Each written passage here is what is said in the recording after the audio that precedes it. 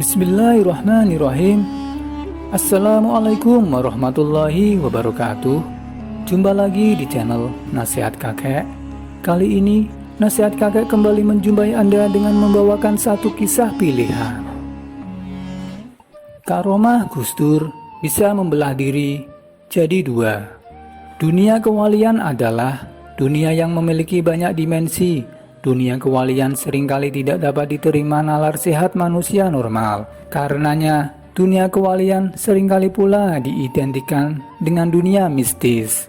Biasanya para santri atau penganut agama yang taat sejak zaman Hindu, Buddha hingga zaman Islam di Indonesia membedakan kepemilikan dan perilaku keilmuan mistik ke dalam dua kategori, yakni kategori ilmu putih dan ilmu hitam. Sejak dahulu kala, ilmu hitam biasa disebut untuk mensifati atau mengidentifikasi keunggulan-keunggulan para tokoh penjahat. Sedangkan kemampuan dan keistimewaan para tokoh kebaikan, para pahlawan dan para manusia suci. Kelebihan-kelebihan ini ibarat piranti lunak yang wajib dimiliki oleh bukan hanya tokoh spiritual, namun juga para pemimpin di dalam masyarakat. Begitulah keyakinan masyarakat terpatri dengan kuat dari yang masih berpola tradisional hingga mereka yang telah menjadi manusia modern. Kiai Haji Abdurrahman Wahid atau Gus Dur sebagai salah satu seorang tokoh dari pemimpin bangsa, diyakini oleh banyak kalangan memiliki berbagai piranti lunak yang dapat dijadikan salah satu alasan untuk mengkategorikannya ke dalam lingkungan para wali. Salah satunya adalah kemampuan untuk meraga sukma, yakni sebuah kemampuan berada di banyak tempat dalam waktu bersamaan. Beberapa orang mengaku pernah membuktikan ilmu raga sukma Gus Dur ini. Berbagai cerita yang menyebutkan bahwa pada waktu yang sama, banyak orang mengaku bertemu dan bercengkrama dengan Gus Dur pada waktu yang sama. Salah satunya adalah cerita para banser yang sedang menjaga Gus Dur ketika terbaring sakit di Rumah Sakit Koja, Jakarta Utara.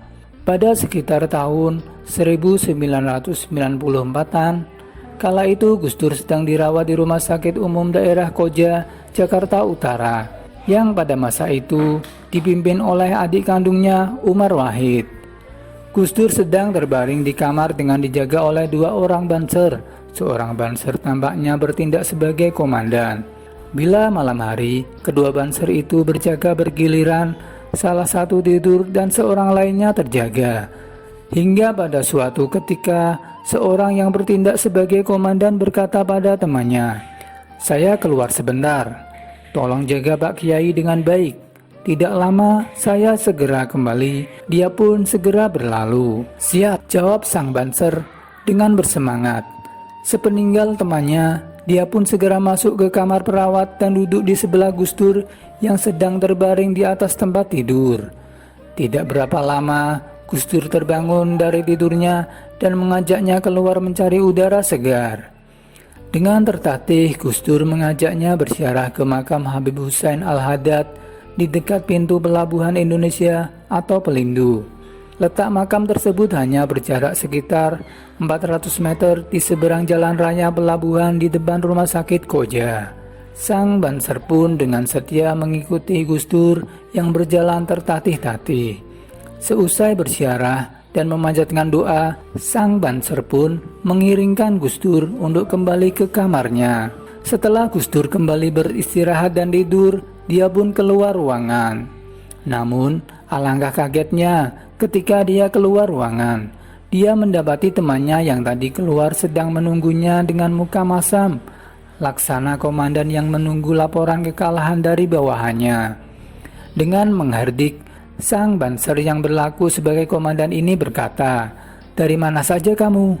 Disuruh jaga kok malah keluyuran seenaknya." Dengan gelagapan, sang banser menjawab, "Siap Dan, dari mengantar Pak Kiai berziarah. Jangan buat alasan yang aneh-aneh. Saya hanya pergi sebentar, lalu kembali. Dari tadi saya lihat Pak Kiai tidur di dalam, sementara kamu tidak ada." Mereka pun kemudian saling berdebat dan bersitegang tentang penglihatan dan pengalamannya masing-masing. Cerita ini adalah cerita nyata yang dialami oleh teman-teman Banser di Jakarta Utara. Tutur Kiai Haji Miftahul Falah, salah seorang tokoh NU Jakarta Utara, kepada NU Online. Sekian kisah yang dapat channel Nasihat Kakek sampaikan. Semoga bisa bermanfaat bagi kita semua. Wassalamualaikum warahmatullahi wabarakatuh.